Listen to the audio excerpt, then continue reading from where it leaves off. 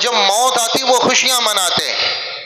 نیزہ لگا حرام بن ملحان رضی اللہ تعالیٰ عنہ کو، نیزہ لگا اور خون کی الٹی آئی اور آر پار ہونے لگے تو کہا فزت ورب الکعبہ، رب کعبہ کی قسم میری موج لگ گئی، میں کامیاب ہو گیا، میں کامیاب ہو گیا. مارنے والا پریشان ہو گیا کہ آدمی موت کو ناکامی سمجھتا ہے، زندگی بچ جائے تو کہتے کامیاب ہو گیا. یہ کیسا انسان ہے کہ موت کو کامیابی کہہ رہا ہے؟ تو اس نے جبار وہ مارنے والا تھا، اس نے پوچھا ایک مسلمان سے یہ کون سی کامیابی ہے کہ جس کو یہ کہہ رہے ہیں میں کامیاب ہو گیا؟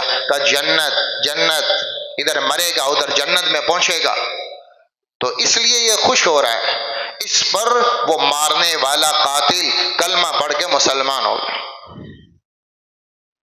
ایک شوق تھا کہ جنت سامنے تھی، گھر سامنے تھا، تو دنیا میں گزارا کر رہے تھے. آج ٹائم آ جائے، کل آ جائے، پرسوں آ جائے، چونکہ اپنے آپ کو قتل تو کر نہیں سکتے تو موت کا انتظار ہے. اپنے آپ کو تو مارنا حرام ہے، لہذا موت کا انتظار ہے. اس موت کے انتظار تک جتنا گزارا مزارا ہوتا ہے کر رہے ہیں. صحابہ کی زندگی دنیا میں گزارے والی تھی کہ موت کے انتظار میں بیٹھے ہیں. معاذ ابن جبل رضی اللہ تعالیٰ عنہ اردن میں موت آئی،